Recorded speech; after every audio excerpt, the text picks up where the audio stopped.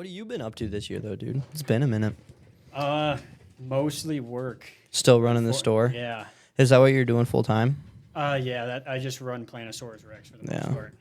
Do you do like the marketing, like everything basically? Are you like the only employee? There are roughly 5 of us now. 5? Damn, that's pretty good. I have two business partners in it, and they handle their equal share and whatnot. As far as marketing goes, that's absolutely what I enjoy doing the most. Yeah. It's a lot of fun.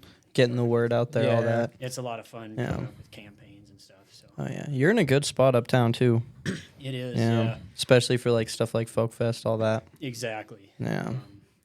But for the most part, it's really a lot more than the retail.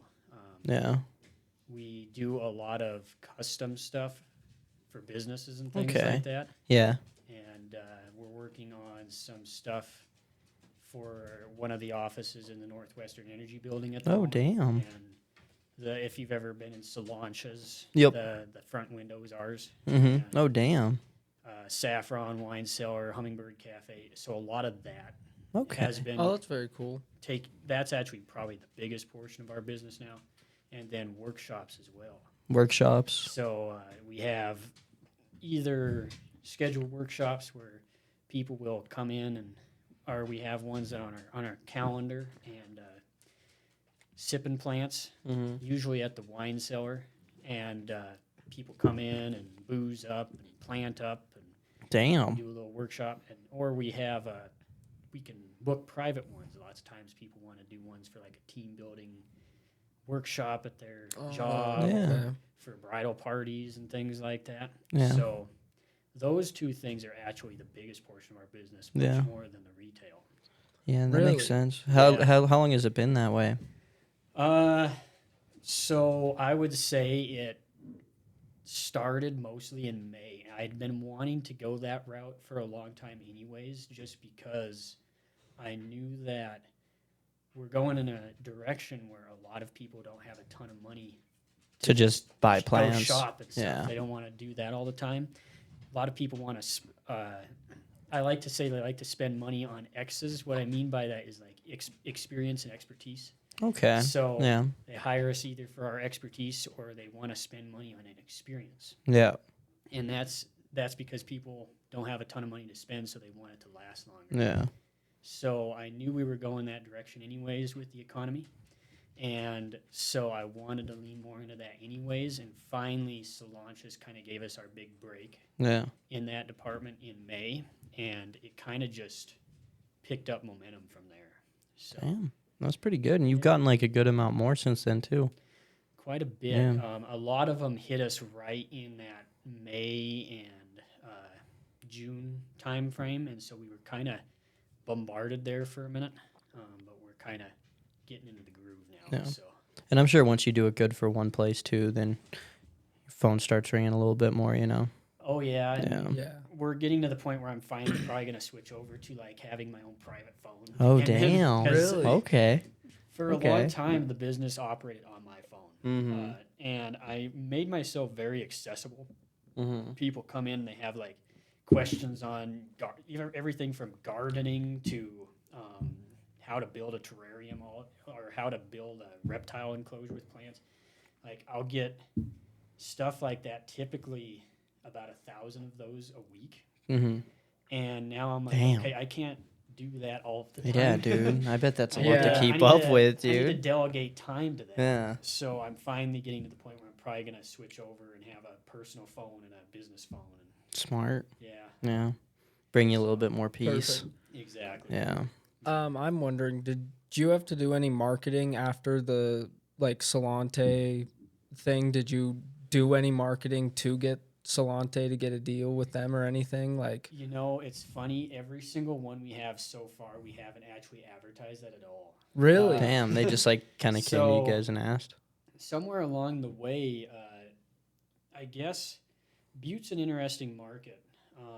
I guess if you just be yourself and you put yourself out there, they tend to trust you on things. So lots of times Butte people just, when they're like, I need somebody for gardening or even just other different things that don't have anything to do with gardening, they typically come to that business because they just kind of trust them.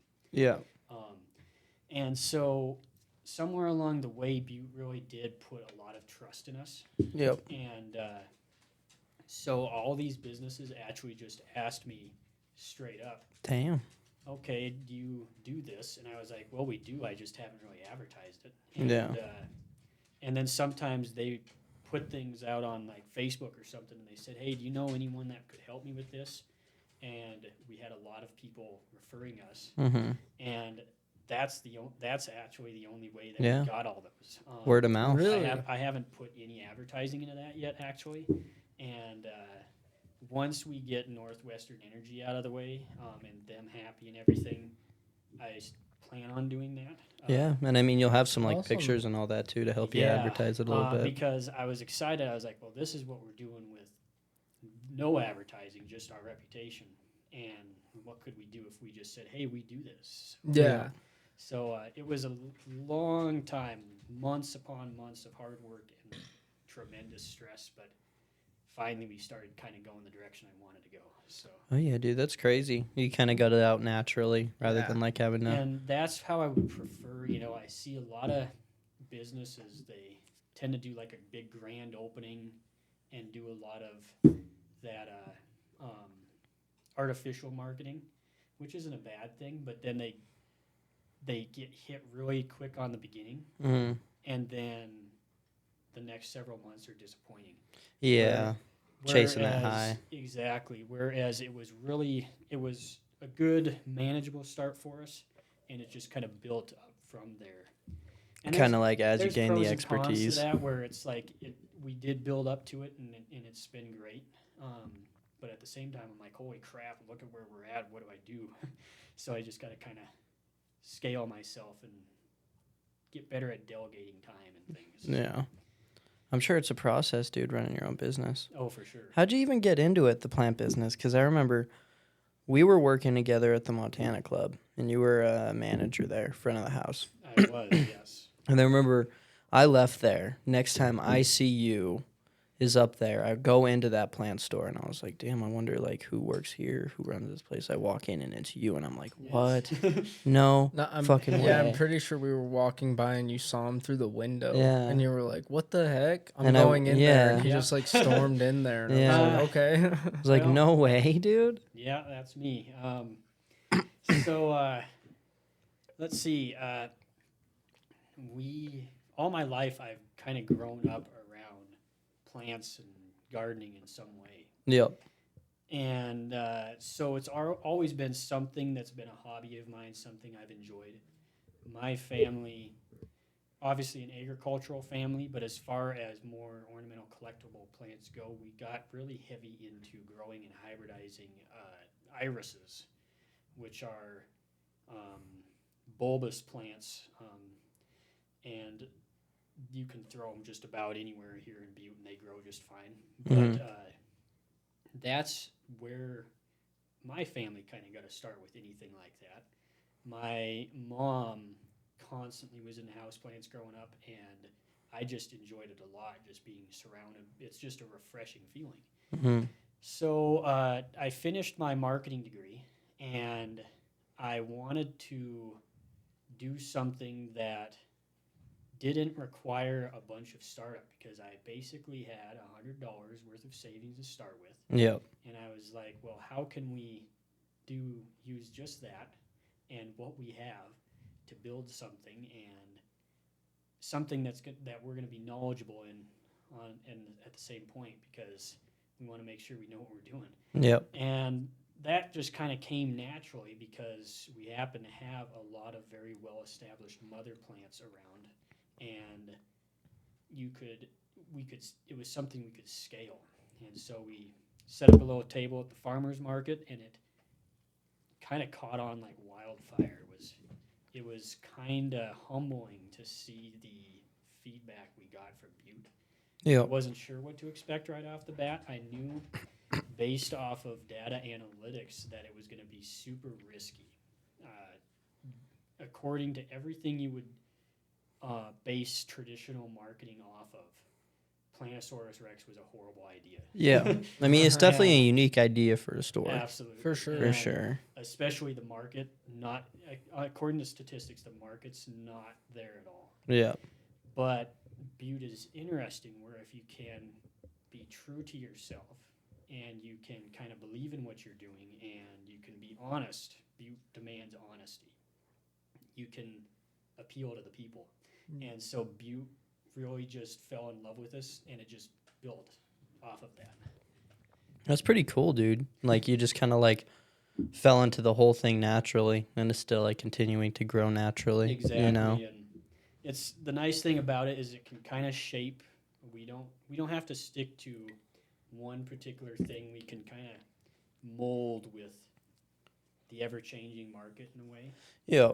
and mold with our interests. We don't really have to. It doesn't require us to stay fixed and rooted to one Yeah. thing. Yeah. I mean, you kind of got it down, too, because, I mean, I can't think of any other plant stores here other than, like, you and, I mean, outside part of Walmart. Like Walmart, and Yeah. just like the main. Walmart has been great because a lot of our biggest fans actually work there. Oh, really? And Damn. so lots of times we've gotten a lot of customer referrals just from people going to Walmart. Damn. That's pretty good, dude. But yeah, there's a few others. Most of them stick to outdoors. Mm-hmm. Petunia Factory, Wagner's, they stick mostly, to the outdoor market. And then you got Continental Divide on Montana Street, which is Mhm. Bonanza Freeze, and they stick mostly to the succulent department. Yeah. And our brand, just kind of to go along with the name, is just big, obnoxious plants. Yeah. Get as tropical Plantosaurus as you can. Rex, And yeah. so it's one of those things where we're able to not necessarily have to compete with any of those guys. Yeah, We kind of have our own MO. you kind of got your own market freed up for that. Exactly, yeah. And Yeah. I'll be one to say my mom she loves big plants. We have this plant at my mom's house in the atrium that's, I don't know, 25 feet tall. It's insane. Ever Oh, I since I believe was a it. kid, we just have it in the stairwell. It's just as tall as the stairwell. I bet your Yeah. mom's been to Plantosaurus Rex. I was talking to her about doing this podcast, and she said she's been up there, but I mean, you get tons of customers every time. But Oh, yeah. next time, You're in a perfect spot, dude. oh yeah, I swear. It's a great solid spot. I will mention we are moving, actually. Where to? really. So do you know where Orofino Coffee is? It's on Park Street. Yep. Yeah. In that, So- Okay. Directly across Yep. from like the Axe Bar. Okay, yeah. So we're Yep. gonna be in that building. That'll be still pretty good, I That's feel. also a It's pretty still good in, like, spot. the walkable part of Uptown where people are Mhm. during Folk Fest and St. Patty's Day and all that. Exactly. And part of it's just the utilities. We were really hoping to actually get a hold of that building, but the owner doesn't want to sell, and there's The lot of- Orofino building? the building that we're currently in. and we're moving out of. Okay, yeah. And so it just wasn't going to work. So we needed to move locations, but the Phoenix building will still be great for us because we're right on Main Park Yep. Street. Yeah, exactly. And there's a lot of different ideas that the Phoenix building is currently undergoing a lot of work, and they have a lot of plans for a master plan for that building. Yep. And they've really wanted to kind of make it more eco-friendly and incorporate plants into it. Okay. And so with that in mind, it just kind of makes sense to be there since we've got that. We've got Northwestern right Yeah. on the block. We can kind of be in our, Little area. Kind of So have everything headquarters there. showcased. Mhm. Exactly. Yeah. So, yeah, that's Oh, yeah. That's crazy, dude. How long you been doing it now? Like, what, 4 years now? Plantosaurus Rex. Yeah. 4 or 5? I've only actually been doing it 2 years. 2 years. Yeah. Yeah. Dang. So Yeah. You've gotten incredibly successful, too, dude. Yeah. it's been a lot of Oh, a I lot of bet. stress. I mean, I bet. it's How long nothing- was it just you? So it started out actually with my mom and I. Mm-hmm. My mom is one of the other partners in this. Yep. She doesn't really like to be in the public at all. Mm-hmm. So she typically just focuses on like showing up to the businesses and making sure the plants are good and things like that. Yep. So it started out with us two, Mm-hmm. and primary motivation of that was that growing up my entire life, we didn't have a ton of money. Okay. So, excuse me. So I was thinking, well, what can we do that?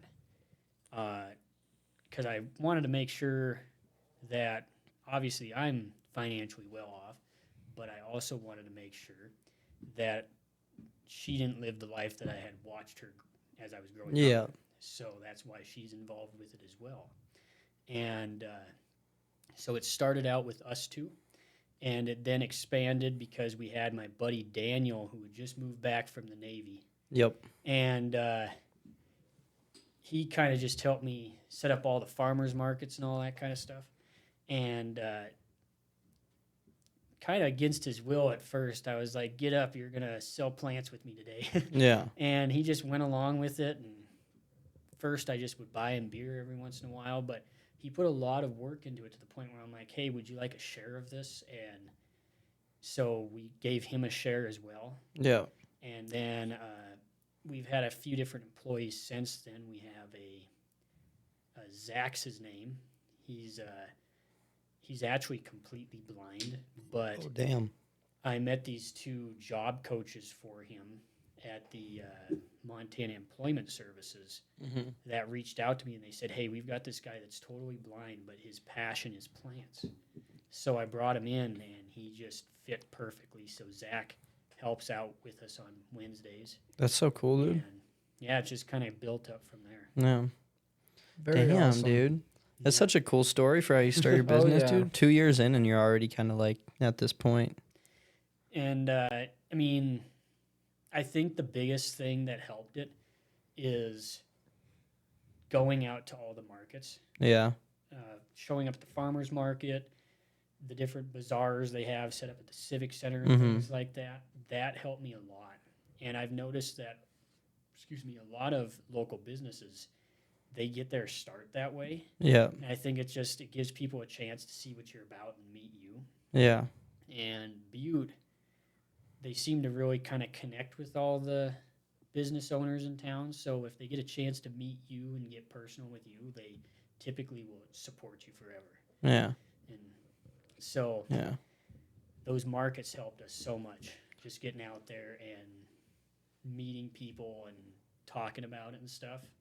And that word of mouth is key, I think. Yeah. Yeah. For sure. It's definitely the best way to grow it, naturally. Uh-huh. How they always have, rather than like the targeted ads on Facebook and the this and the that, I would never. That's one thing I would tell everyone: do not spend money on Facebook ads. Mm-hmm. They don't give a shit. Yep. Uh, You just They're- scroll right past it, exactly, and they tell you you're going to spend this much, and you'll typically end up spending triple that, Yep. and you'll be lucky if you get one sale out of that. Mm-hmm. So, speaking from experience, do not spend money on Facebook ads. You heard it here first. Great advice. Yeah. Phenomenal. Yeah, no, dude. I don't know if you want to talk about this too much, but I remember when you were working at the club, I would talk to you about it all the time. My book. The book. Yeah. The book. okay. How's that going? It's still process. Can you give me like a... Clint doesn't know anything about the No, book. I don't. I'm sure a book is a very long process. I've barely read books. I hype it fact. up. I hype it up to everybody I talk to I about it. appreciate It's such a good idea for a book if you want to like run it down. Absolutely. So, where do I start? So, I wanted to write something. I'm a seventh generation Montanan, and I wanted to write something that because I kind of feel like Montana's at a point where it's kind of changing a lot. You have a lot of people moving in. Yep. I would agree with that. So I wanted to write something that kind of captures Montana in that period of change, Mm-hmm. captures all the different unique personalities that, in my opinion, shape Montana. Yep. But I also wanted to bring awareness, particularly to a few issues that I have a personal connection to. So this particular series, because it is a series, Yep. I'm still working on the first book, but I've actually I'm sure that other writers, if they watched how I write, would be horrified how I write, because I tend to just be like, okay, this is the idea I'm going to write today, and I'm a squirrel Yeah. with it. I have Putting them no together, all that. rhyme or reason. Yeah. But the general storyline, because it is kind of a mix of a lot of different storylines, is that it centers around this investigation of a series of horrific murders taking place across Montana. Yeah. Really quick, really quick. You hold your mic a little closer to your face. Oh, absolutely. Thank you. Sorry. So it centers, the main storyline is this FBI agent, based off of my best friend Nongte, actually, is investigating a series of murders taking place in Montana, and over time kind of realizes that there's all sorts of various crimes and pieces and parts that are connected. And the general theme is exploring all of these different dynamic personalities in Montana. There's based off of people I've met, so everything from like your rancher to your miner to all the different personalities, and why they might be driven to the point of committing a murder. Yeah. Yeah. And over time, all these storylines end up kind of blending together, and then the real truth is exposed. Okay. And so there's a lot of different social commentaries I have that are incorporated into this. Yeah. One of the biggest ones is the issue of the missing and missing indigenous women on the reservation. Ooh. And so one of the core characters is this native woman who's based off of a person from my life that I met, who escapes sex trafficking. Yep. And essentially goes back and hunts down everyone that was involved, Yeah. Ooh. and takes them out as she goes, but ends up kind of following this endless rabbit hole, really, Yeah. of conspiracy. Yeah.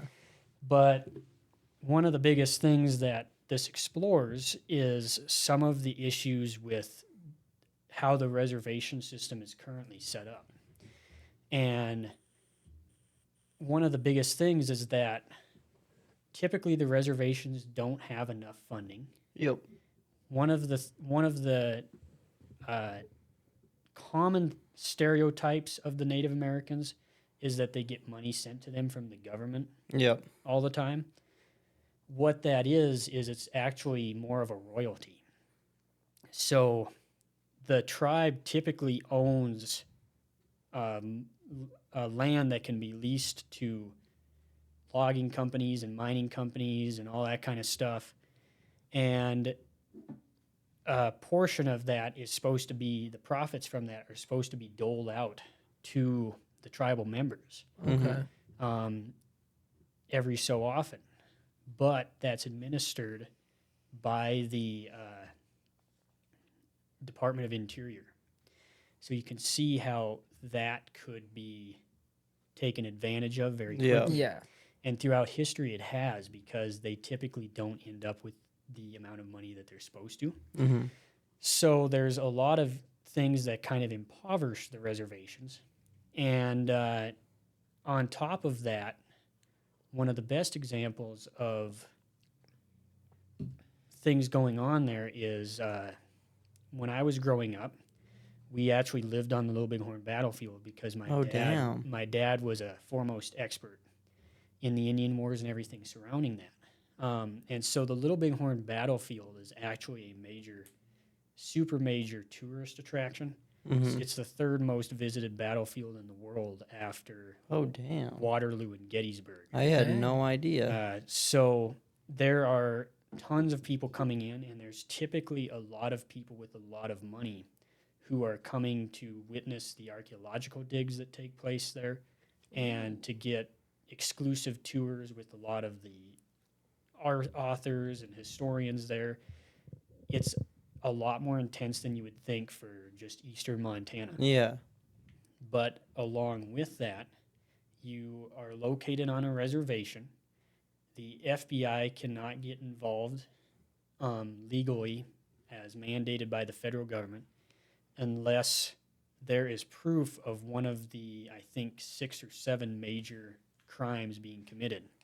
So there's a lot of window time Yeah. to where the FBI can actually get involved. And then you have local governments that are typically not adequately funded. Yep. So you essentially have this free space for all sorts of crime, which is why the reservations are hotbed targets for the cartels bringing in drugs like fentanyl and whatnot. Yes. Damn.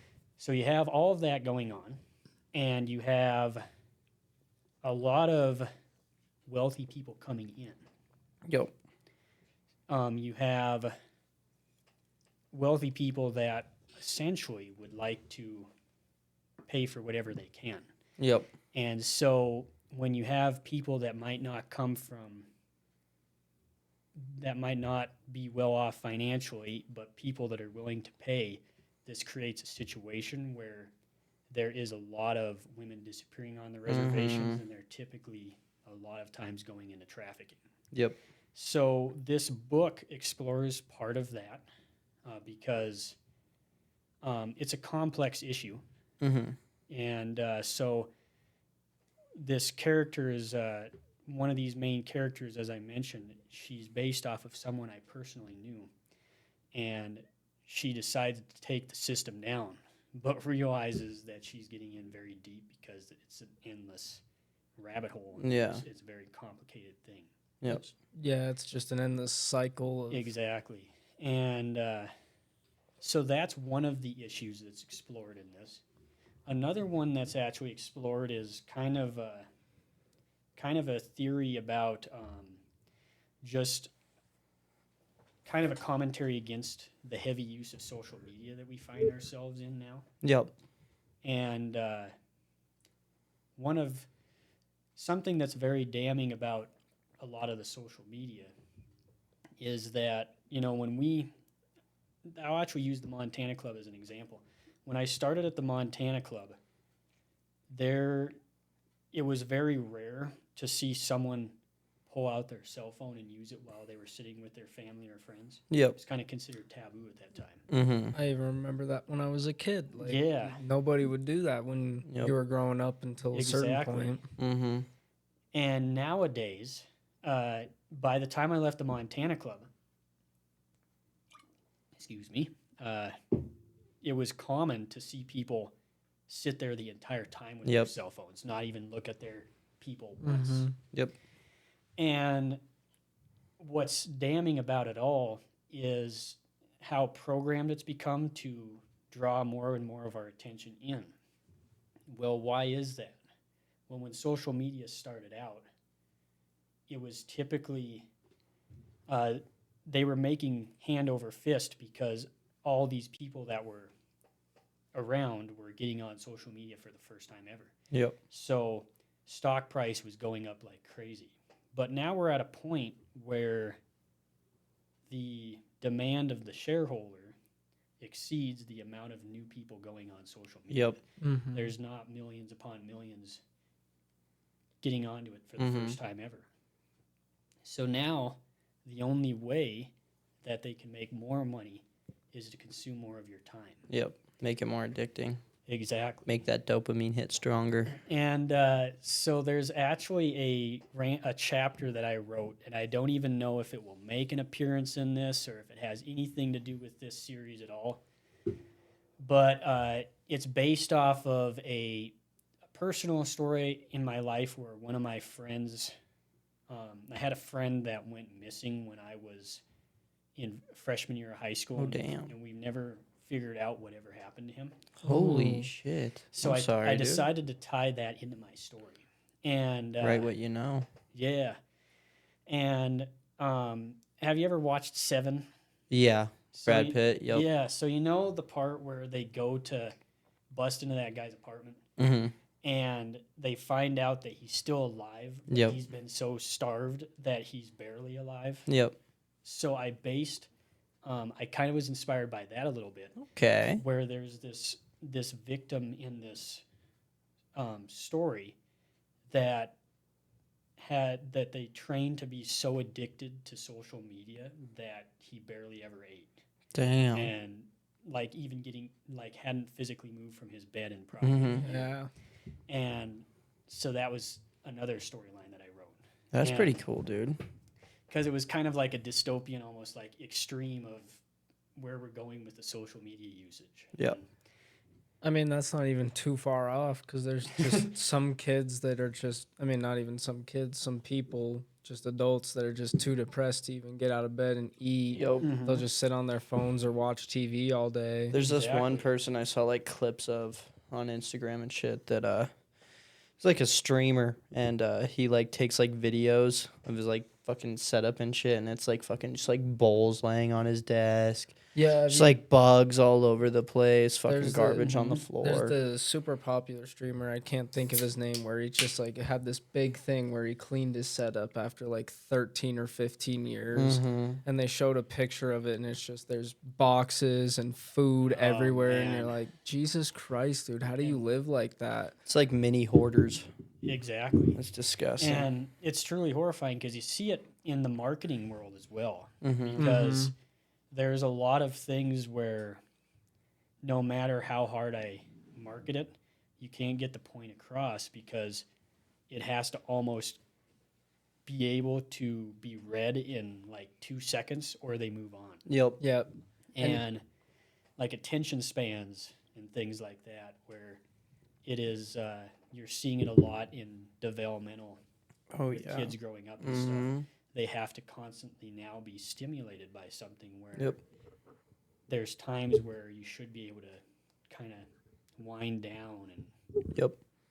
you know, You look at like movies nowadays compared to like movies like back from like the 80s and the 90s, and like how often like they're like jump cutting and how much just like CGI like colorful bullshit is just there to like keep your attention, just like the random jump cuts and the this and the that. It's in everything now, dude. Shows, Exactly. TV, social media, everything. And advertisements, like I've noticed it mainly during this most recent political season, is like how many advertisements they were just able to get in like Exactly. 5-second to 10-second intervals that like actually like would be like, I don't know if I should vote for this person. Like, like all those shady she/he ads and stuff Yeah. and all that. You're like, oh my god, what the man. fuck? Oh, Yep. and don't even get I'm me just glad it's started, over, like, but- on streaming services. Mhm. Exactly. You pay for Amazon Prime, but that doesn't guarantee you're not going to have to Dude. be bombarded with ads. Exactly. Yep. And now, And like, Same with Hulu. that's the thing. Yeah. It first started off, there were no ads on streaming services. Mhm. That was the appeal, is you could watch these as long as you paid the monthly fee. There was no ads. Yeah. And now you have to pay an extra fee for no ads on basically every single one. Well, now you're Yeah. watching it go full circle because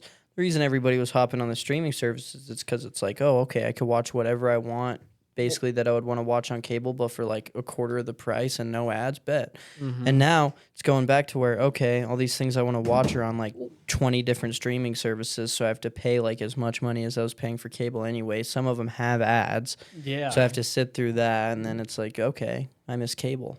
Come Yeah. on, Exactly. you know. The other thing was, what was I going to bring up here? Social media, Yeah, just like streaming services.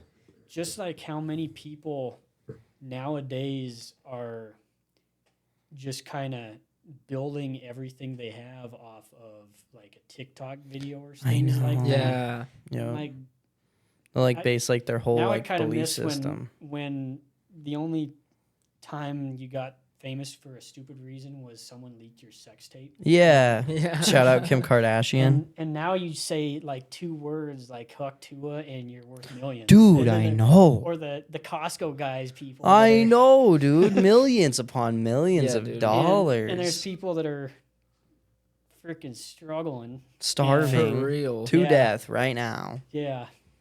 Yep. And yeah, it's just And Yeah, dude. even me and Michael Shit's have so talked about crazy. this stuff. We're like, dude, we don't want like only one of our TikToks or like clips to blow up or just one episode to blow up. We Exactly. want it to be like this slow, steady thing. Kind of like how you grew your business. Yeah, exactly. Like how basically every business has grown. It's just a slow, steady start, and then eventually you have enough to do this, and then eventually you have enough to do this. Hell yeah, And exactly. all that. Like, I don't want that Hawk Tua shit where you're famous and then you're just insta famous. Like, and everybody's so waiting for you to famous. become not famous. Yeah. Exactly, and then they'll Yep. never go away. Mm-hmm. Yeah, like what's her name? That the Cash Me Outside girl. Yeah, dude. Oh my Bad God. baby. She's got a whole rap career now. Yeah, dude. Damn. She has She's worth cancer. millions of fucking I dollars. just saw she has cancer right now or something like that. Yeah. Oh wow. Jesus. Yeah. Goddamn. That might not be true. I Who saw it on knows? Instagram, so you never fucking know. But I Shit's saw her wild. post about it. So And Dr. Phil just made that girl famous. Yeah. yeah, Having her literally. on. Here, really quick. I have to take a piss. Of course, first piss like 40 minutes in. Whoa.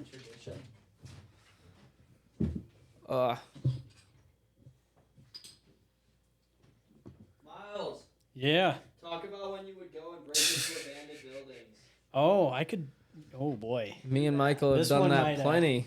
I could tell you a story that might like end up putting us, like, getting us Boeinged. That's fine. There's Yeah. plenty of clips of us out there like that. Okay. Well, so let's see. Should I name the location, or do you think that's gonna? Let's risk it. Let risk it, and Yeah. if it's too risky, me and Michael can go back and bleep Well, it out or something. And you know, there's a lot of people in that town that are still have a lot of questions about what happened, and that'll make sense when I See, tell this story. there we go. So maybe if they they'll be watch like, this, "Oh, here's your no. answers. that was the guy." Okay, so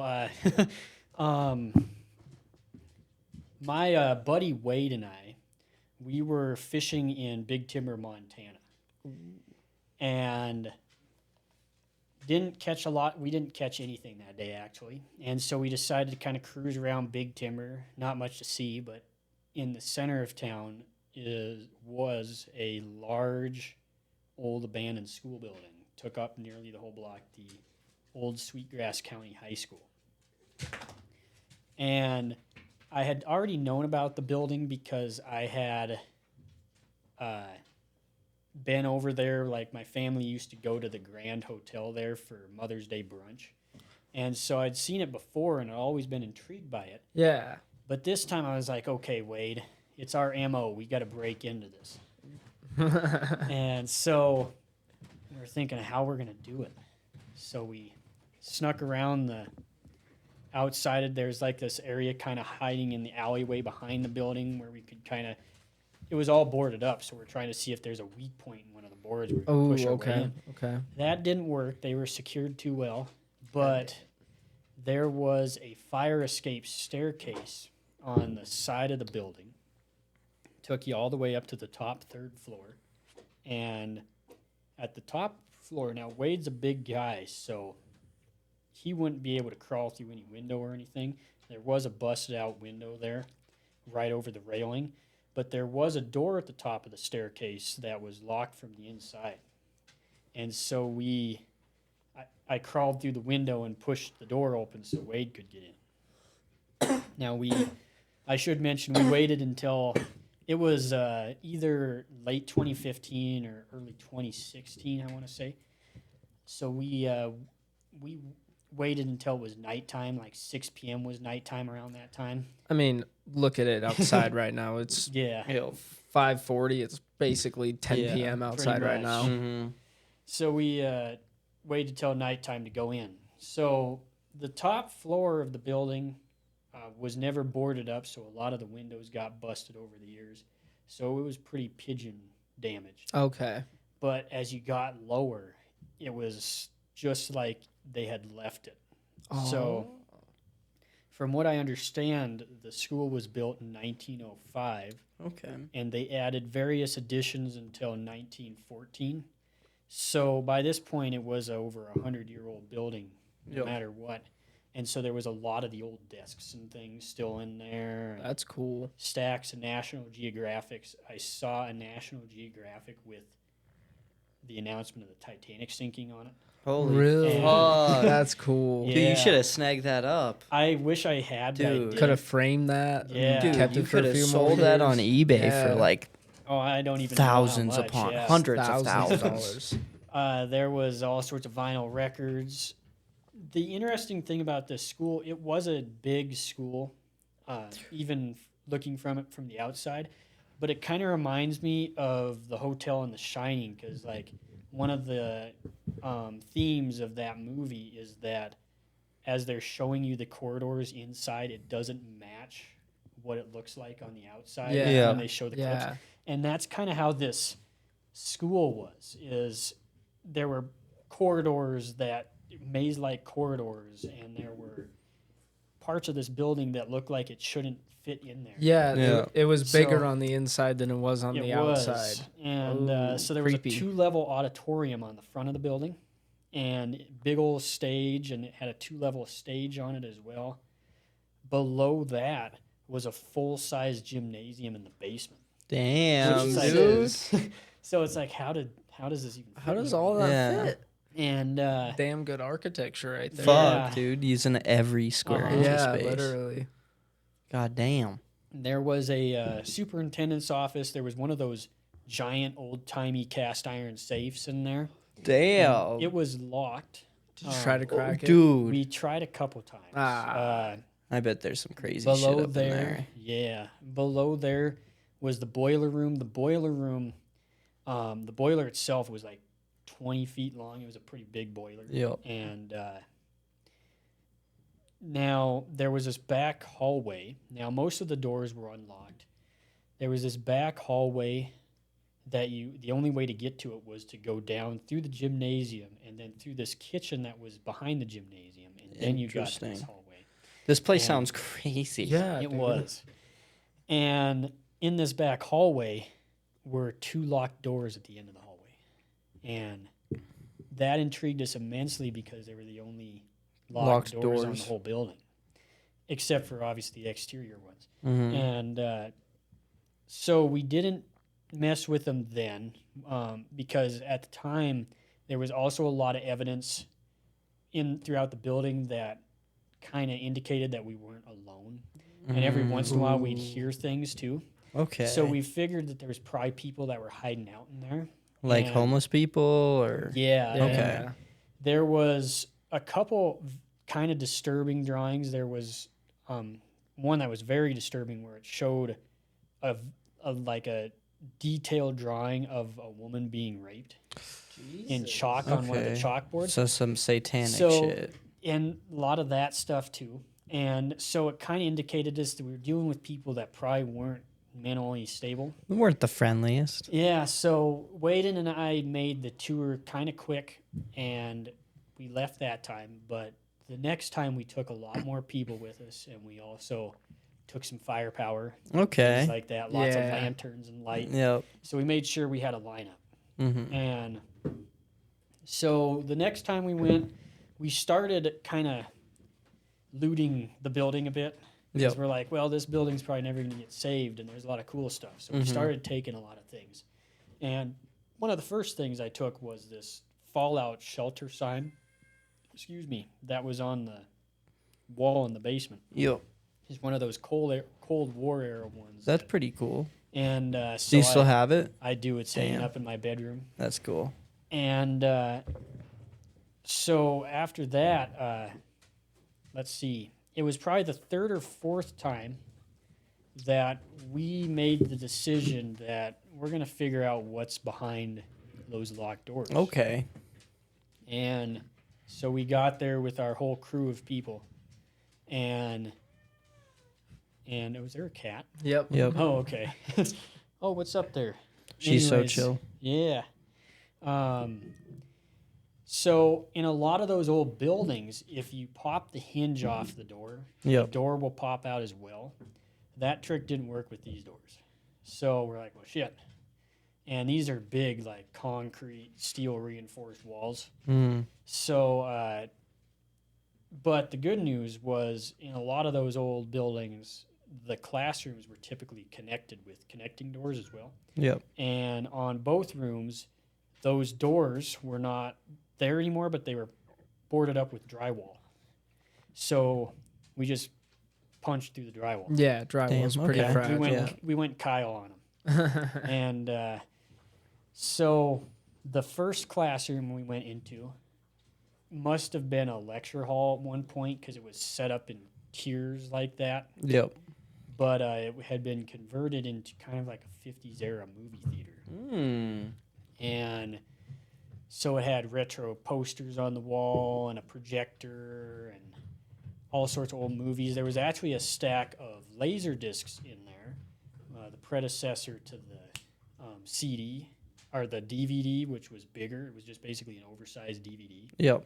And there was a stack of those. Damn. Did you And snag those up? We did snag a bunch of those. Okay. There was like Star Wars. One of them. Damn, Oh, that's yeah. crazy, dude. I bet that, Cool. dude. Yeah. That's just a bunch of shit on eBay. Oh, I'm just sure chilling in there. Yeah.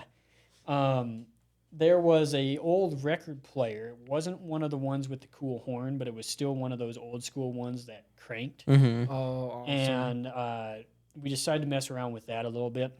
And if you're familiar with how those record players work, if you crank them just a couple times, it'll only play a little bit and then kind of slow down and the voice gets deeper. Distorted. Yeah.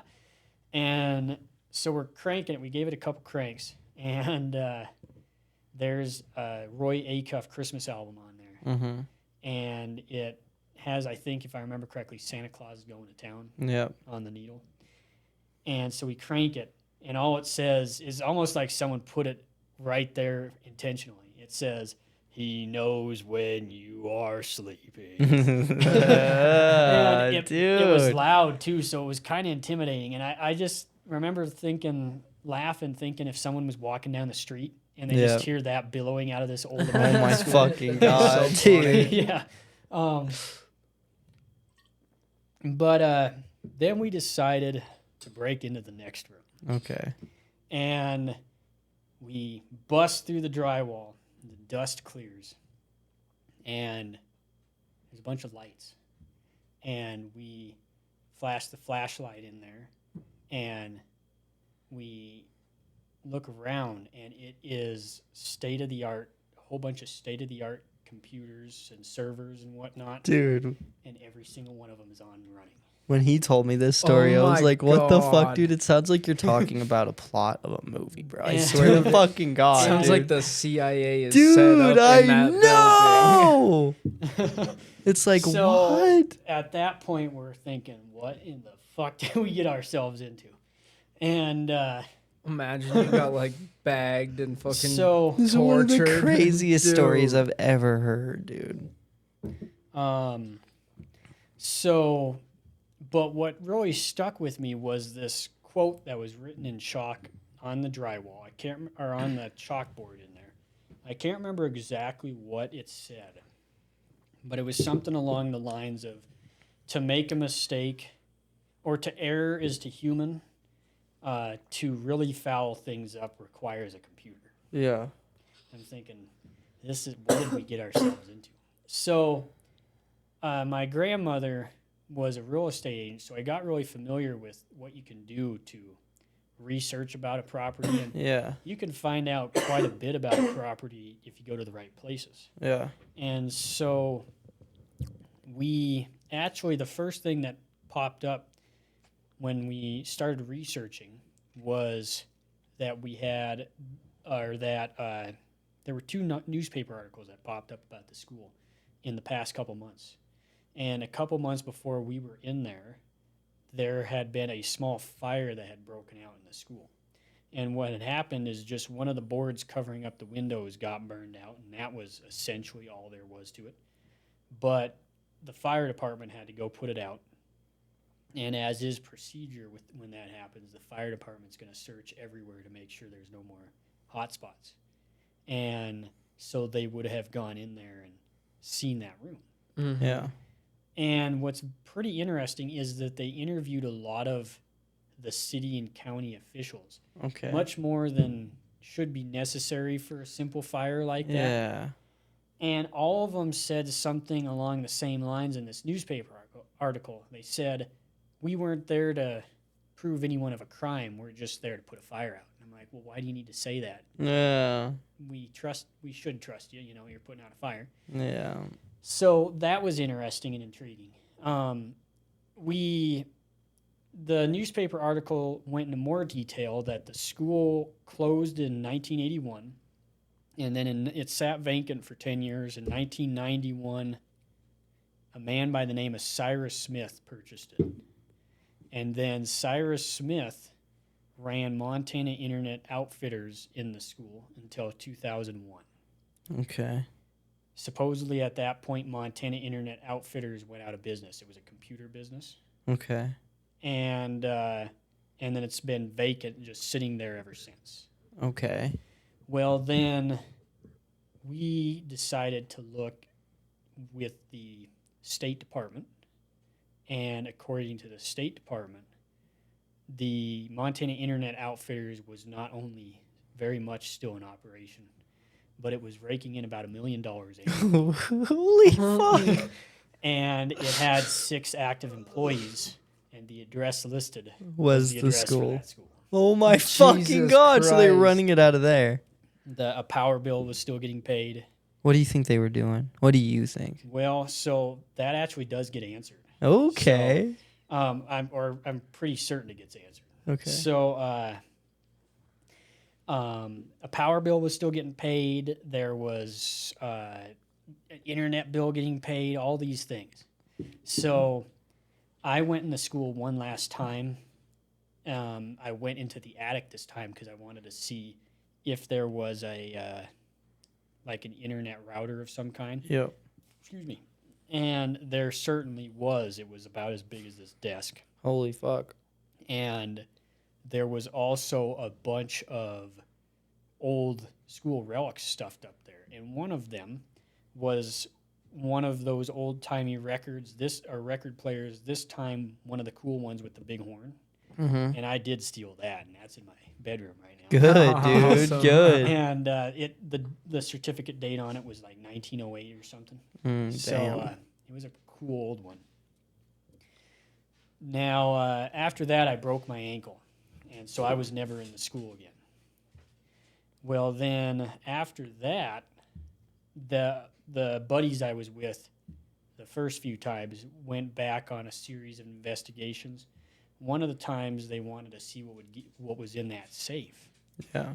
And That was my first inquiry. Yeah. Was what's in that? so safe. they were trying to do the stethoscopes trick, Yeah. and it was working, but then they heard some thumping from down below them. They're like, "Oh, that's interesting," but then they went back to working on the safe, and then they heard a crash, bang, boom from down in the basement. Okay. And like I said, Wade's a big boy, Yeah. but when Wade is startled, when Wade wants to move, he can move. Mm-hmm. And in this particular instance, Wade hauled ass out of that school Yeah. and left the other 2 guys with him in the dust. The next, then there was a couple other times where they went back in there and they went back into that those rooms, but they had been cleaned out this time. And the only thing they left was that record player. And then another time they went back down there, the rooms had been plywooded over this time. And then, I should mention, for Montana Internet Outfitters, there were 2 phone numbers that were listed. So we called the first one, it was disconnected. We called the second one, and if you called during the day, the line was always busy. But if you called at night, you could hear someone pick up as though they were waiting for you to say something, and you could hear them breathing on the other line. But then they would hang up if you didn't say anything. Okay. So This podcast might get taken down. Not gonna lie.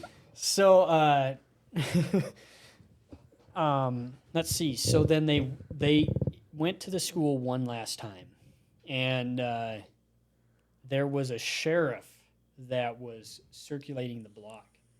So they wanted, and it was kind of weird that he would be circulating the block because usually that building didn't get a lot of attention. Yeah.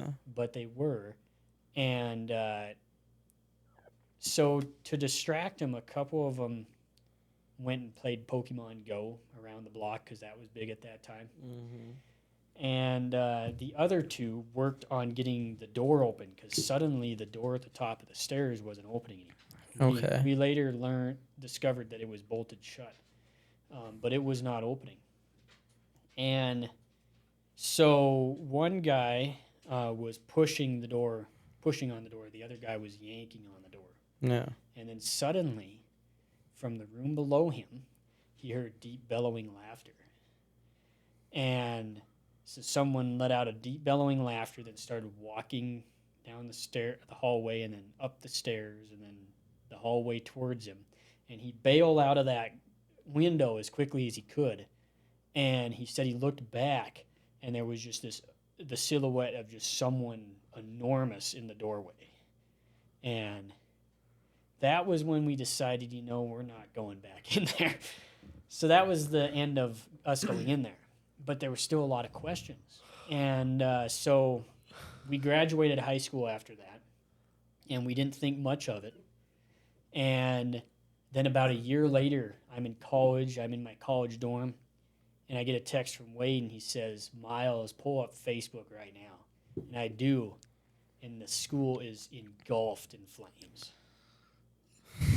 Now, mind you, this was a building. There was hardwood floors in it, but this was a building that was brick, steel, and concrete. Yeah.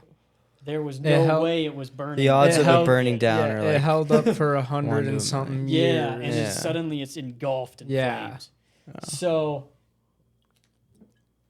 we already knew this was something that wasn't adding up. But then they did an investigation on this, and they tied the crime to some guy that was a problem in Sweetgrass County, apparently. Mm-hmm. But at the time, he clearly wasn't even in Big Timber. Okay. And he ended up getting locked up and Framed sent for to the prison crime. for the crime. Holy fuck. So then I remember driving by it in its various phases of demolition because they had to demolish it because it was brick, steel, and concrete. And you could see the cross section of this building, and you could see the steel beams and the concrete and everything. I'm like, there's no way this building went up in flames like that. Yeah. And so we had our theories, but we just didn't do much about it for probably another year or two. And then suddenly, because we had a little Facebook group chat, probably isn't the smartest idea, but we had a little Facebook group chat dedicated to this school. And one of our buddies was looking through one of the boxes of things he looted. Yeah. And in that was a plaque that said, awarded to Cyrus Smith for 25 years of service to the Oricon Corporation. Remember, Cyrus Smith was the guy that bought the building. That bought the building, yeah. So we decided to look up what the Oricon Corporation was. And the Oricon Corporation was a branch of Lockheed Martin, the largest U.S. defense contractor. And Oricon was the branch that specialized in surveillance. He ran up on a military operation. No basically. shot. Yeah. You just broke into a building, ran up on a military operation, fucked their whole operation up, and they were like, we gotta bail. Someone knows we're here. We need to light this bitch on fire. Dude, they're like, the cartel knows we're here. The Russians know we're here. Somebody knows we're here. That's fucking insane, dude. That is one of the craziest stories I've ever heard in my entire life. That's absolutely Yeah. insane. That sounds like a movie. Mm-hmm. Straight up. Yeah. And it's funny to me because I think they let the other people Oh kind my of hang out God. because there was other people that were hanging out in there. Yeah. And I think they'd let them in there just to kind of add the scare factor, but they also Yeah, the sense of realism. I don't think they ever thought someone was going to be determined enough to break into those rooms. Yeah. And then Go back our multiple dumbasses- times. Yeah, our dumbasses were determined enough to do it. And Fuck, you're probably Yeah. the reason they set that bitch on fire. Oh, most definitely. probably, yeah. Oh my god. So it's still mind-blowing to me. Dude, that's Yeah. actually... Have you done any research on it since then? Like, Like, what's your Yeah, conclusion on all of it? has that company popped up anywhere else with a new address or Well, something? So according to Wikipedia, Oricon isn't in operation anymore. Like it closed down in like 2010. Mm. But as we So they're know, lying. Yeah. as we know, clearly companies don't end when they say they Yeah, do. exactly. Yeah. So Especially those They defense. just switch up. Yeah. my guess, I mean, I would say with 100% certainty that's what was going on in there. I would say I don't know why they were surveilling or what they were surveilling for. I Maybe would just say in that general. I would say like the main reason that nothing ever happened to us is that we never hooked up a laptop to those servers to find out what was on them. Yeah. Or never Ooh, like could took you took imagine? anything from the server. Fuck, you might be room. I'm dead kinda- right now if you did some I'm shit kind like of For that. terrified real. to know what would have been on them. You know? Yeah. Yeah. Like, good thing you mind-blowing. never took like anything from the server room or anything Yeah. like that. That would have been bad. Yeah, Holy we never fuck. did, and we left. What that. was it like? Like, what did the servers look like? Like, was it just like a line of servers? Was Like- there? There were a lot of those like metal shelves that you see in restaurants a lot, Okay. Yeah. stacked with towers of servers. Okay. So And- like movies. did the room movie- look like nice like- compared to the rest of the? Yeah, it was immaculate. That's It crazy. looked like historically it was probably like their science lab room or whatever. And these were like the two most hidden rooms in the whole building. Yeah. And so there was I and- would almost guarantee you Holy that fucking company like shit. had to switch up their name. They're probably running somewhere else out of Montana, just Oh, on yeah. a different name. They're probably somewhere in Big Timbers. Yeah. Yeah, probably some other And that shit happens everywhere. condemned building, yeah. I wonder. I Oh my wonder. god. I wonder what building they could be in here. We should There's start a lot going. of Oh. buildings here. Yeah. I don't know. The St. James Hospital would be a good candidate if I've been in there though. It's so too I know- obvious, So, I so feel. many. Yeah. So many people have been in Yeah. there. Maybe one. It's probably like one of the old head frame hut things, You know what I was thinking? But Probably, I believe that. Yeah, I that, believe like, that one that. at the or they original. have like a secret operation in the tunnels. you know what I was under town. thinking? I would yeah, believe they probably that. just use the tunnels. This. I've been saying we should go in those. Okay, we could, but this story is 100% from my sister, and this could be like, I mean, I believe it from my sister, obviously, but this could be like a little place you could set up. I don't know if you get enough. Hold on, there's a plane passing over. Let's wait in silence, Let's pray they land safely. complete silence. Okay, I feel like we're good now. No. Okay. Like and subscribe. No, all right. Go buy Plantosaurus Rex products. So Hell out yeah. in the Witch's Circle, you know where the Witch's Yep. Circle is. Everyone knows where it is. There's those buildings, like you go on that trail, and there's those abandoned buildings right up there. Apparently, when my sister was in, I want to say high school or like going into college or something, her and a group of friends went there, and she was going downstairs, and as she was going down the stairs, a homeless guy charged her up the stairs. I believe it. And like they just ran out, obviously, and just left and never came back. But I was thinking after that story, that might be a good place to go set up, like, and then just like Oh, yeah. keep a homeless looking person posted at the bottom of the stairs or like around Exactly. those buildings. Mhm. I bet like- it's like some old Yeah. decrepit house or Well, something. because think about that, like how many like CIA operatives or just any operative really could just be dressed as a homeless guy. Oh yeah. Surveying the area, like basically being a security guard for some area. it wouldn't be Oh, the yeah. most like It's not the most out there absurd possibility. thing to think, you know. yeah. Oh, and you have all these, the upper floors of a lot of the buildings in Uptown Butte are all abandoned and everything. Mm-hmm. Those would be perfect for something like that. You should write another book about like that fucking shit that you just told us. Dude. Well, and so that was actually like the core inspiration for a large piece of this because it does make a fictional appearance in there, and okay. it's kind of used at like it's, I guess one of the examples that comes to mind is like, did you ever read To Kill a Mockingbird? Yeah. And Yep.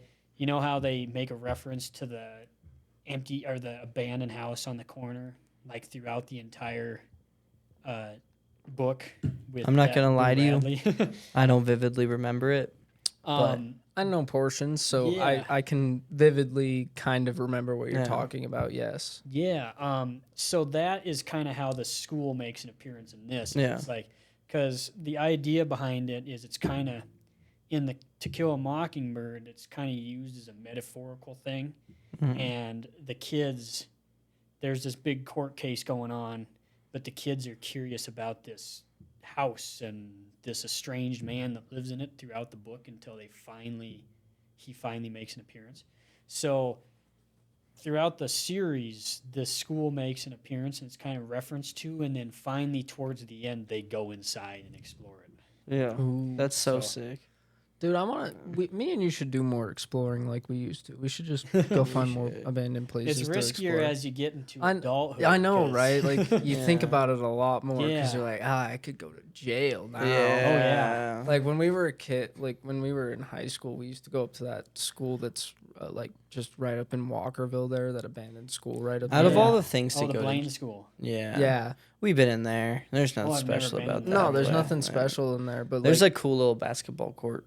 Oh, neat. Yeah, that's yeah, it. that's about it. It wasn't cool. But The, we like wanted the to most Yeah. cool part about it was us breaking into it because we broke into it once, and then like the second or third time we went back, they boarded Put up all the windows. and then we broke So into another I brought one. a flat bar, and we just pried open the boards off the windows and broke in through the window again. Mhm. Hell yeah. That definitely Yeah, dude. incriminates us, but Oh, well. we were fuck young. it. Who The cares? statutes of limitations is It- passed. Facts. Yes. Another cool one we explored, because we've probably explored like 30 of them Yep. over in eastern Montana mostly. That's pretty crazy, dude. That's a And- lot. That's what we need to do is just go That's travel what I'm and try. saying. But that's Yeah. even more risky. Get like, because if you get caught where you don't even live, ooh. Oh, yeah. You're cooked. There's one that's called the Molt Murder House.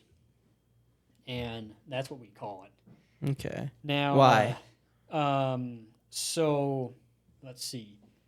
It historically was a sheep farm, actually, and the Okay. house itself was built in like the 1890s. Oh damn. And then in the late 60s, early 70s, the family, which had owned it the whole time, decided to move off of it, Yep. and they rented it to their farmhands to live in. Yep. And so at the time, like in 1971, there was 3 guys and a gal living in there, and one of them was using some kind of drug, probably some early form of meth, Mm-hmm. and the other 3 decided to confront him on it, and it went badly, and he went into the next room, grabbed a double-barrel sawed-off shotgun, shot the 2 guys and killed them, and then reloaded and shot the girl in the leg, and she crawled out. And then he kept reloading in his anger and shooting the guys until they were fairly unrecognizable. So that's why it's called the Molt Murder House. Jesus. Okay. Appropriate name. Totally. This is a great podcast. I love this. Man, this is crazy. This is awesome.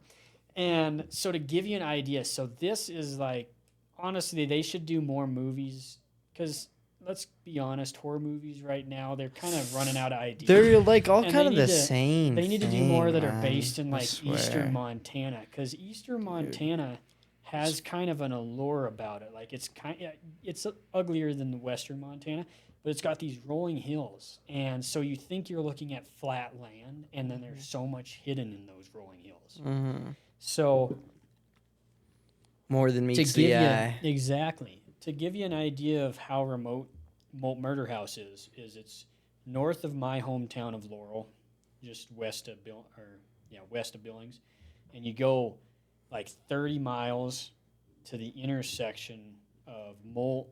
So if you take this intersection left, it goes to Molt, Montana, which is this rural farming town, and then if you go right, you'll eventually, after a pretty long drive, get into Billings. Yep. And so if you go right for, I want to say like 7 miles, and you get to this road called Popelka Road. And then you take a left on that going north, and you go out there for like a good 15 miles, and there's this substation way out there. And then you take another left, and then you go another 5 miles, and you get to this gate. And then once you're at the gate, you walk another 2 miles, and in this coulee is the Molt Murder House. So it's remote. Yeah, it's pretty fucking Yeah. out there. That's And remote as shit. yeah, so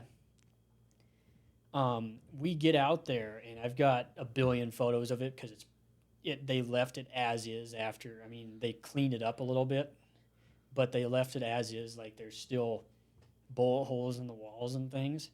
And the sheriff showed up after the guy cleaned house.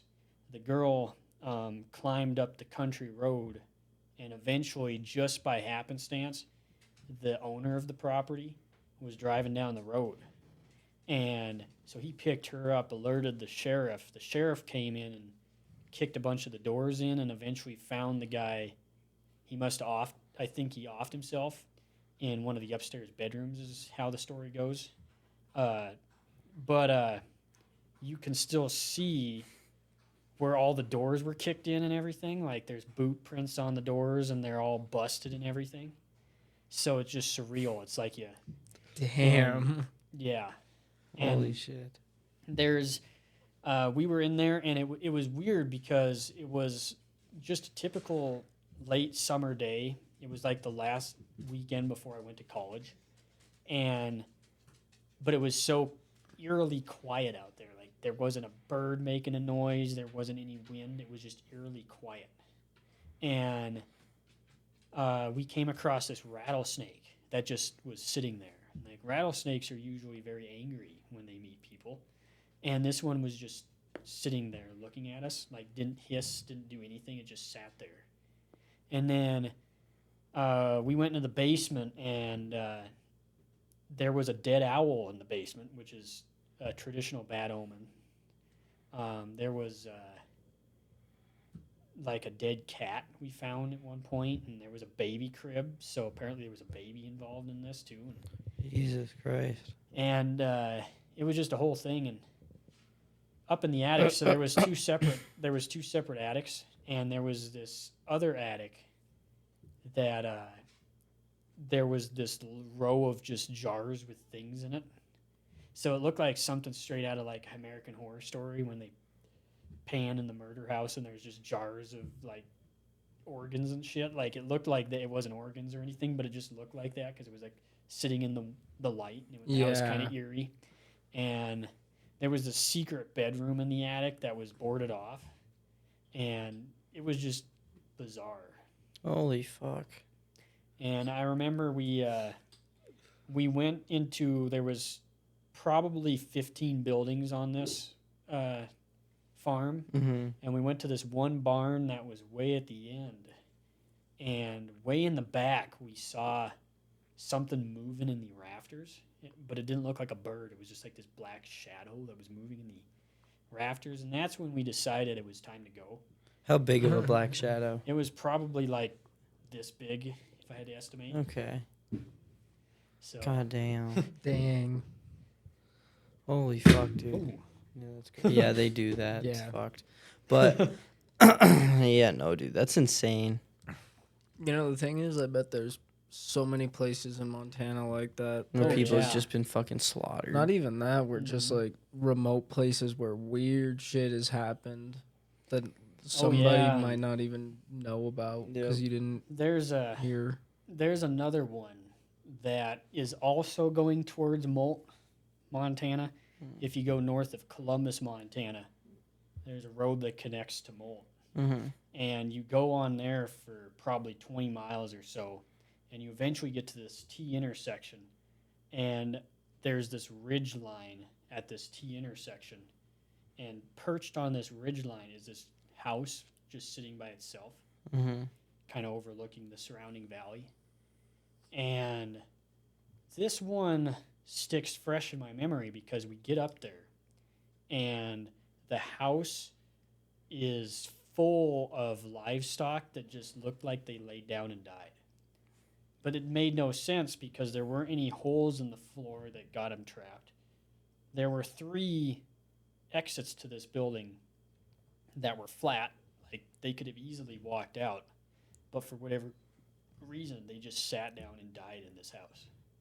And of all of the different buildings we've been in, many of them were in a rural setting like that, but that was the only one we were ever in where there was livestock dead in That's so weird. Holy fuck. it. And Weird Jesus. place, man. yeah, so that one creeped us out a lot, and we never went back. Holy shit. What's the most like paranormal one you've had? I would say that one. That one? So Dead livestock? Yeah, that's yeah, That's um, fucking That's- creepy. yeah. Yeah, dude. so I'm a guy that believes pretty deeply in the paranormal, Yeah. and so some people might call certain categories of that demonic. Some people have different names for basically what comes to be described as evil. Mm-hmm. And that's one of the few places I've ever been in that it seemed absolutely demonic. Like it just did not feel good. I could Damn. only imagine, Yeah, I could dude. bet. And so that's Holy that right fuck. there. That's as far as the abandoned buildings I've been in. That was Yeah. one. The old St. James School would be up there. Really? Yeah, what happened there? So I was actually given this guy that does ghost tours there. His name's John. A tour of the building Plantosaurus Rex is in because there's a lot of activity there as well. Mm-hmm. And he decided, well, I'll give you a tour of St. James Hospital. So we went over there, and it was weird because there was we were in the basement, and we went to where the morgue was, and I went back into the back corner of the morgue, and I have very strong teeth. This seems like such a random thing to say, but it'll make sense here in a second. But I have very strong teeth. Like I can bite an ice cream and it doesn't bother me. I walked back in that back corner, and my teeth suddenly had such a searing pain. I thought they were like getting ripped out of my skull or something. Jesus.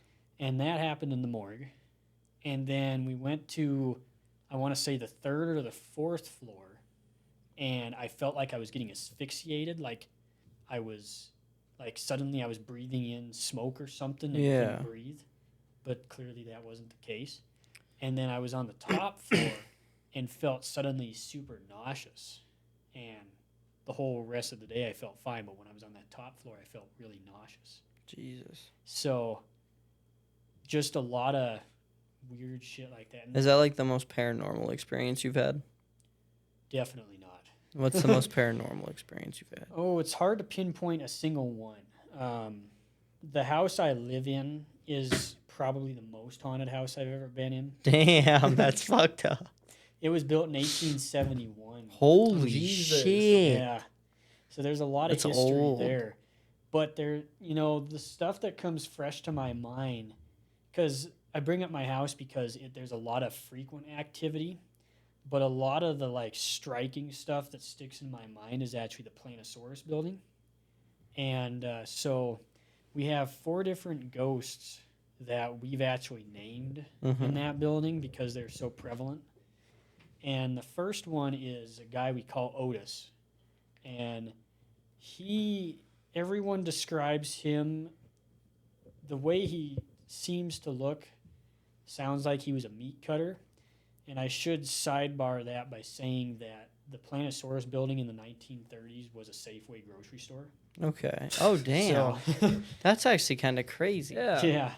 And so we think he was a meat cutter from that time because he's dressed in this kind of dirty apron and he's got balding hair going on and everything. Yeah. But he's not a malevolent guy by any means. We never kind of get a bad vibe from him or anything. He typically, what we do is he hangs out in the basement. The basement of the building was retail space at one time too. Mm-hmm. And so when you're walking down the basement, you flip the light on, you see him for a minute, he disappears, or you see him.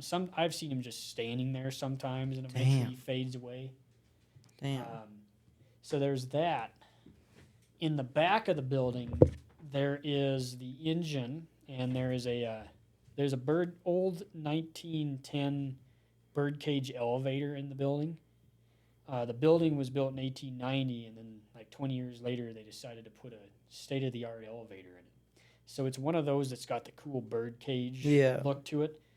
And there is a guy that hangs out in that area. And you typically don't see him. When you do, he's dressed like a mechanic, like he's Yeah. got overalls and things, and like a Scotch cap on and whatnot, and he's very like a lot of grease and stuff on his clothes.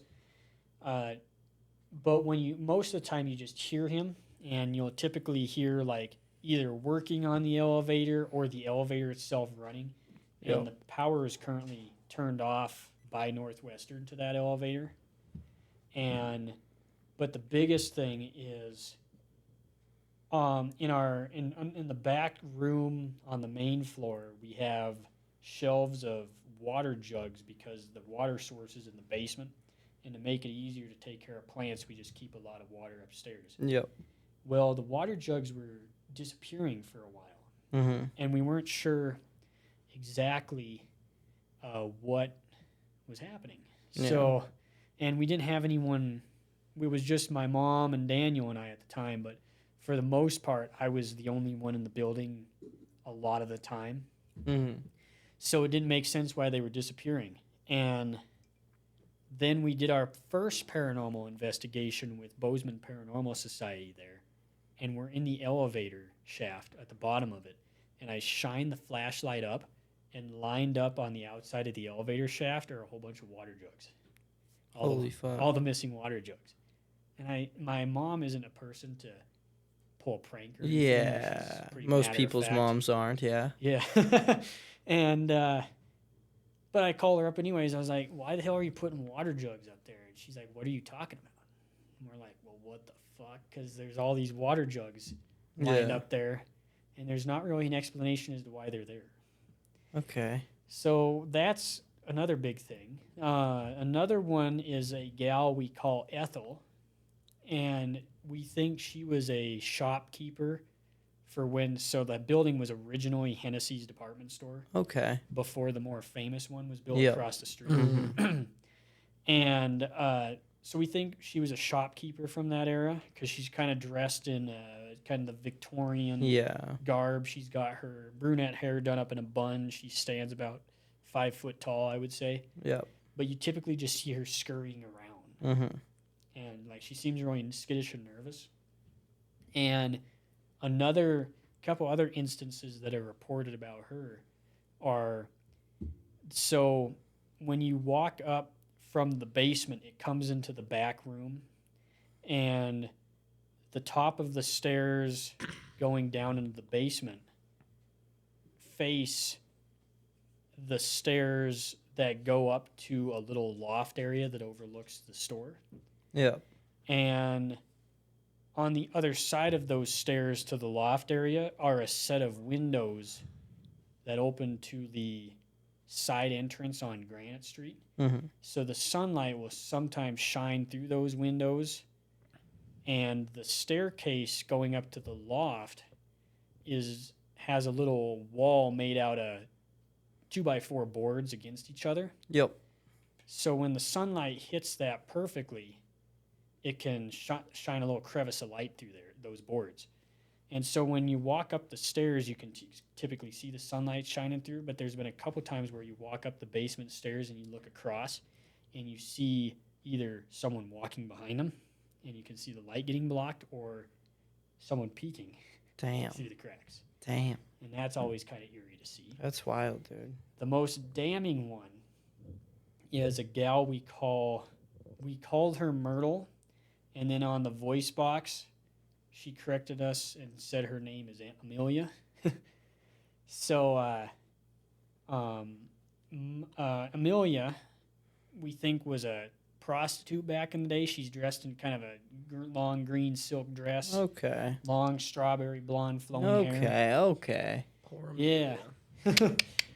And so she kind of hangs out in that back room area. And one day we were getting ready for the Mayfair at the Civic Center.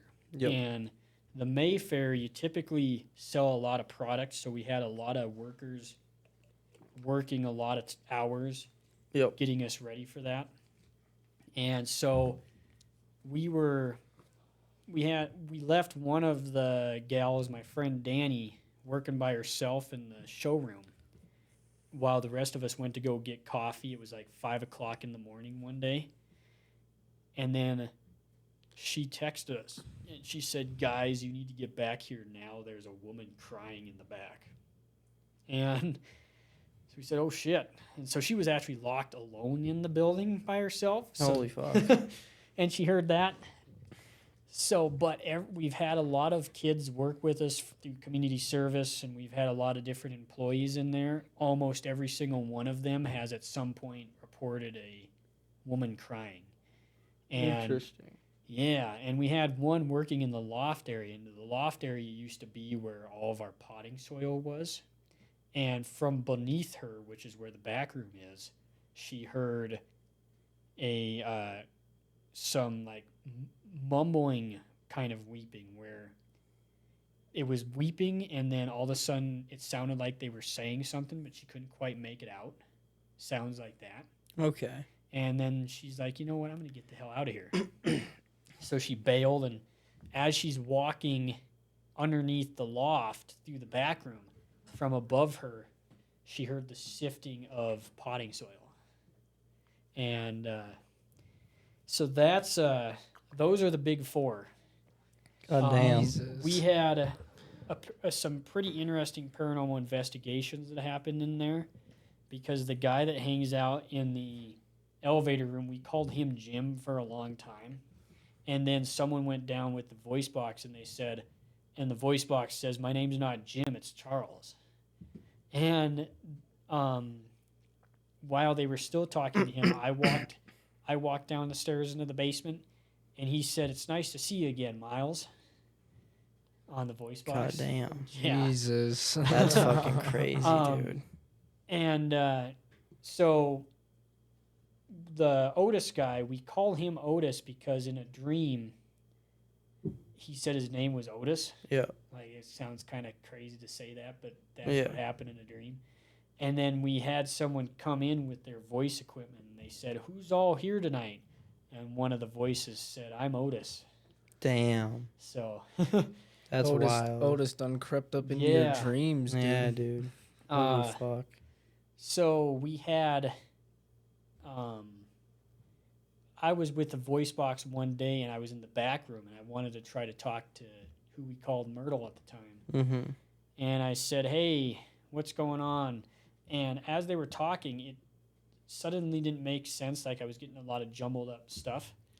So I said, "Okay, this isn't making sense.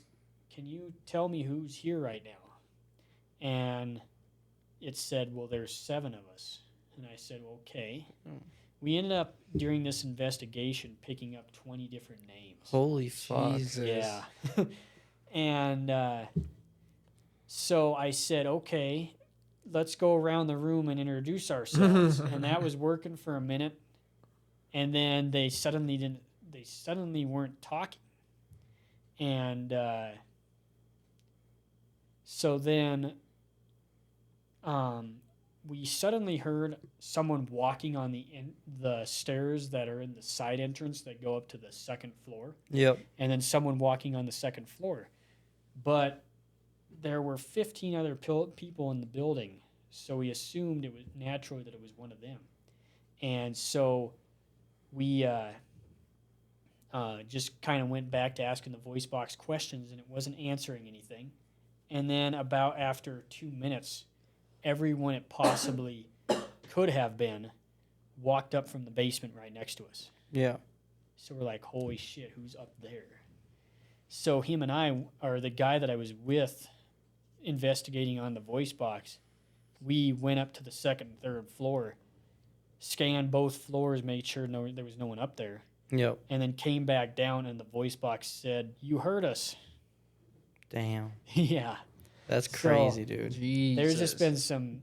Wild experiences. Yeah, it's Oh, been yeah. an interesting investigation. Oops. Oh no, you're good, dude. It does that.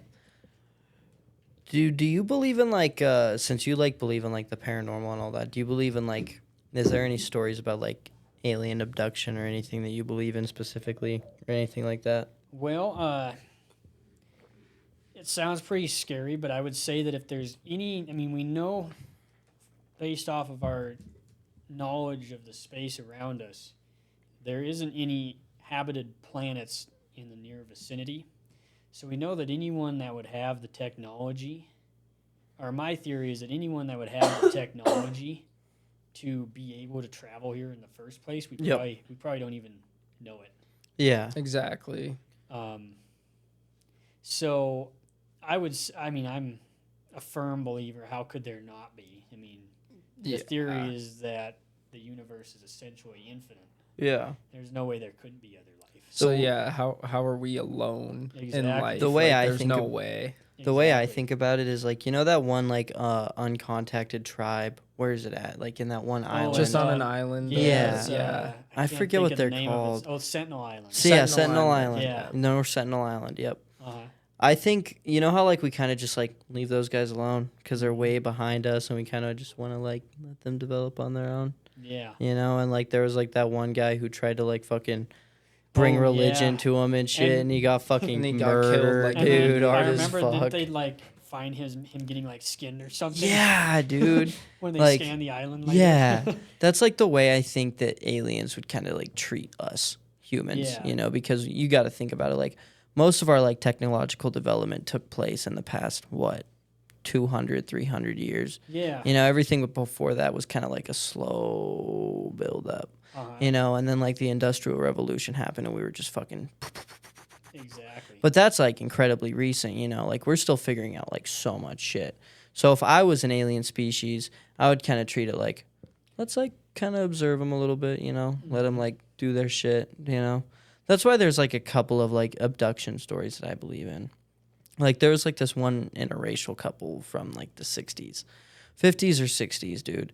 And I forget what the name of them were, but they got abducted apparently. And the reason I believe them is because at the time, like they were an interracial couple and that was like super fucking hot button, like taboo type shit. Yeah. You know what I mean? Like fucking nobody like wanted to be public eye with that type of shit, you know? Mm-hmm. And they had this story of getting abducted, dude, and they like kept their story straight like the whole time they were alive and all this and that, dude. And it's just crazy. There's a couple I believe in, but I don't know. I haven't read a ton on it to tell you the truth, but Yeah. you know the it's kind of related to that, and then it's a little bit related to. It's kind of a blend of paranormal and alien. Is Skinwalker Ranch? You ever read about Skinwalker that? Ranch is crazy, Like, dude. That's always That shit's insane. And you know the thing is just about every Native American tribe has some sort of belief in a being that kind of is similar to that. Yeah. So it's like, how couldn't there be? I mean, there's no way that Yeah. everyone's saying this and it couldn't. That shit would be wild, dude. Skinwalkers. Yeah. Holy fuck. And the other one is like little people. Mm-hmm. Just about every culture. Yep. Little people and like women in white. Or those orbs of light. Yeah. Yep. Almost every culture has something like that. Like Mm-hmm. some might call them fairies, or some might Yep. call them leprechauns or Tommyknockers. Yep. And that's always been something interesting to me, is like the stories of like the Tommyknockers that surround Butte,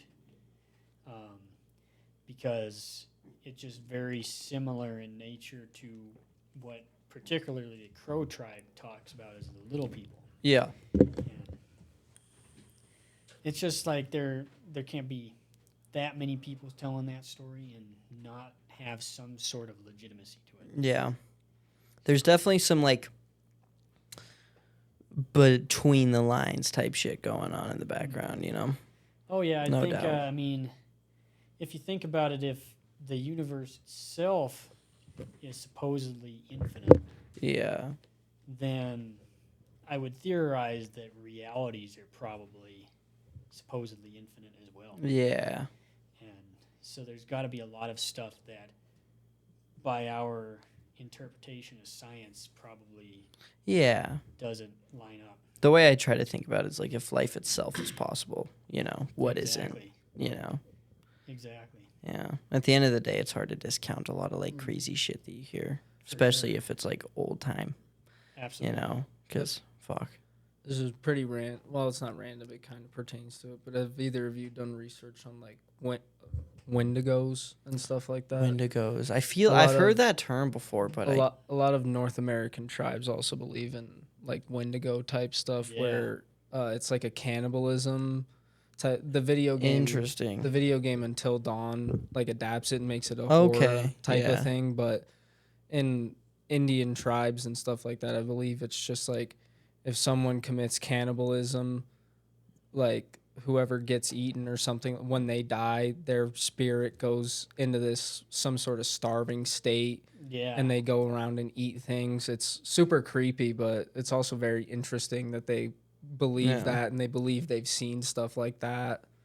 Like after you perform cannibalism, you just become unrecognizable. Yeah, It's kind Yeah. of crazy. it's wild. It blows my mind. Yeah, that old timey shit goes crazy, Mhm. dude. How like they used to do like human sacrifices. Oh yeah. Could you imagine if they still did that shit today? And like Could like- you Yeah. imagine? like the witch trials and stuff like that, Dude. dude. Or Like, or insane. duels or anything. Dude, Yeah. Imagine if you literally, could just still go out in like the street and shoot someone. literally like the Coliseum type shit where it's like you have to Yeah. fight a lion. Yeah. It's Oh, like, dude, that's I'm crazy. obviously not gonna fucking win that. Yeah, exactly. know? Like oh man. And shit's wild. Thank it's God for crazy modern 'cause- society. Yeah, to a degree. Exactly. For sure. yeah. For sure. I'd rather deal with all the problems of today than I think Fuck, I dude. agree with you. I might have Yeah. to fight a lion Yeah, tomorrow. oh shit. Yeah. Holy fuck. I don't have food. There's a lion over there. Let's go fight it. Yeah, dude. Yeah. Like fuck. I just talked shit on the king. I'm fucked. I have to fight a fucking lion. This is God. oh dude. I couldn't imagine. That shit actually blows my mind.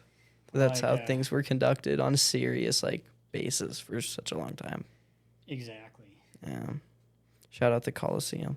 Hell yeah. Could you? That's like the craziest form of like live entertainment. Is like, hey guys, like Well, that and was just the probably like a stuff that- family yeah. outing. Oh yeah. Hey, you want to go watch this guy die? Yeah, and then there's that, and like they had like naval battles in the Yeah, center of it. Yeah. and things, dude. and It's That crazy. shit's crazy. And the funny thing is, like, you would think they would probably have come up with something like that, like not the people eating each other. Yeah. But like the naval battle part of it in the stadium by now. But Yeah. we haven't recreated that.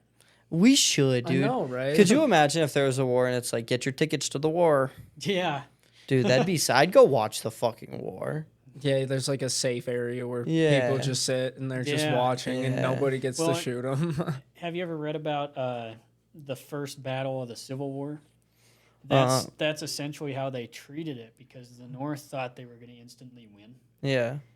And so a bunch of people came out with like picnics and picnic baskets and things that they set up to watch this little battle take place. Oh and my then god.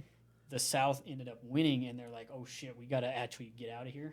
Yeah. So yeah, Crazy that like Jesus. watching people die was just like the pastime. yeah, Fuck baseball. I mean, and that's the crazy thing is like, it's not very far off from how shit is Uh-uh. today. Like the most violent things are always the most entertaining to people. Like UFC. Exactly. yeah, I would not, UFC. dude. It'd be so sick if they football. brought back like some Mhm. sort of like duel. I'd be Yeah. so down to watch like two prisoners who have like a life sentence. Like whoever wins gets their shit like fucking They get a chance bumped at down. parole or something. Yeah, like I'd watch the fuck out of that, dude. I Pretty would. entertaining. I'd become so addicted to betting on that. hmm Straight Dude, up. Even that, like bringing it back to social media, like I've just heard so many people talk about, and even I've witnessed it myself. I know Michael has too, where some of your Instagram feed is just like people shooting each other. Mhm. Oh Mhm. yeah, Getting like, sh- like the someone most getting crushed absurd by a train or videos. something. Yeah. Yeah, they're like the most absurd videos on the internet. And And they're you'll- just on Instagram, Dude, and you're like, oh, exactly. cool. And you'll see that and you'll Yeah. be like, oh fuck. But then you'll think about it and you'll be like, damn, dude. People used to like somebody would get like hung for committing crimes, and people would be like, let's go watch. Yeah, Yeah. exactly. Let's go watch at the town Exactly. square. Let's go everybody. watch them pull the rope. They would do that shit right in the center of town, and everybody would watch. hmm They used to chop people's heads off in front of everybody, and everybody would be like, Yeah, even then, Yeah. like, Like French Revolution. Yeah. yeah. even bringing back to what you said, like dueling, like in the West and stuff, like people would go out and watch Like, these line two up people and it's shoot like- each other. Exactly. You're Dude, just I like, guarantee you it's like, "Goddamn." I bet money on this guy. No, I bet money on this guy. Yeah. Mhm. They go around, dude. Swear. Probably. Place your bets. Hot dog over Yeah. here. Shit was crazy. Humans are insane, dude. We are. Truly. Yeah. Absolutely. It's insane, dude. Absolutely crazy. It's wild. Truly insane. I'd say it's been a pretty solid episode. Yeah, I we think- covered I- quite a bit. Yeah, we covered a dude. lot of ghost Got stories. into it, Yeah, dude. that That was story nice. about the Dude, fucking computer servers and that- shit is one of the coolest stories. I've ever heard that in baffles me. my entire life. I'm gonna try doing my own research on like where they went from there. I want to see if I Yeah, can find right. anything Dude. out, dude. And anybody watching this, if you're interested, do your own research For on this real. as well. Come Yeah, connect if with there's us. enough of us, they can't kill us all. Exactly. Yeah, facts. A Is million there people. Is there any timeline on your book at all, or are you just kind of Yeah. like I'm working just on it when kinda you can? Going with it. Yeah, I get I that. wish I could give a concrete Yeah, goal, but I bet it's so hard to write a fucking book, too. And well, just- and- talking Holy about shit. your shop and stuff. When are you moving? Yeah, oh yeah. So we start moving into it on the 15th. Yeah. And then our Okay.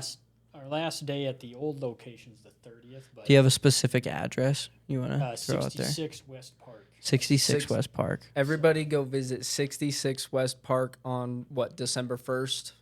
Is it December 1st or like a few days after that? December. What day is the Christmas stroll? I want to say Mm, December. I wouldn't be able to tell you that. Let's yeah. look it up. It's Yeah, we're gonna. let's really find quick. this out. Yeah, I would. I have it on my little phone here. Awesome. Because I don't know. Um, But even then, while he's checking that out, go visit his shop before they move. Plantosaurus Rex. December 6th. So Run it December up. 6th. that'll be the day for Yep. that. So. Awesome. Any Instagram, anything you want to throw out there? The Instagram for Plantosaurus Rex is Plantorex, so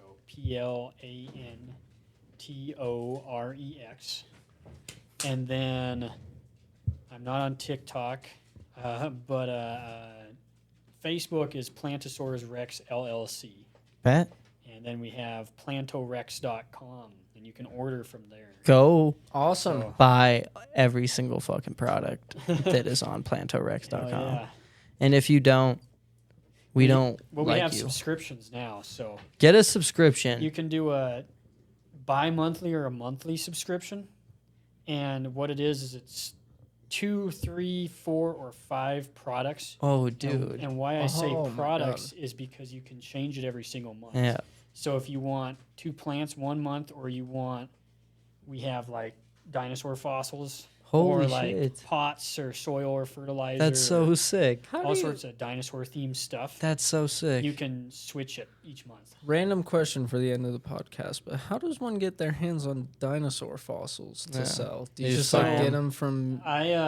There's actually a wholesaler that Really? Interesting. I don't know how he's connected, but he has his certification, and I can wholesale them from him. Damn. So, Are Very they cool. expensive? I assume that Is they- it easy to make your money back off of them? yeah. Okay. So I mean, people Okay. go nuts for anything dinosaur related. Yeah, Yeah. I mean, Yeah. I do. So I mean, and people have kids, and I sure wanna Exactly. satisfy Yeah. their So- kids. yeah. So they can switch it each month and do all sorts of stuff. Very cool. Oh Very yeah, cool. dude, that's so sick, dude. I just have to say really quick, you're a shining example of how to run your life, dude. For real, you got some crazy stories. You're doing your own thing. I'm kind of scatterbrained. I'm gonna admit that. Oh, dude, I'm mad man. impressed, dude. That's the way to run your life. I mean, scatterbrain. As long as Yeah. you're focused on a certain goal, you got Yeah, it. dude. Eventually get there. Yeah. Yeah, exactly. So, Like, yeah. You're doing shit correct for sure, dude. Hell yeah. Yeah, love to have you on again sometime if you're Oh down. for yeah. sure. Let me know For anytime. real, yeah, no, Yeah. dude. When you Go- put out that book, we'll have you on. Oh Hell yeah, yeah, dude. For deal. real. Go to plantorex.com Hell yeah. and plantorex on Instagram and everything else. And Hell go yeah. to a shop before they close, and then go back to a shop when they Yep. reopen in their new area. Bet, dude. yes, sir. It was solid having you on, bro. Indeed. For real. Thank you. Shit was you. solid. Oops. All right. Thank you for watching the episode, everybody. Catch us next Friday. Peace. Thanks, everybody. Adios.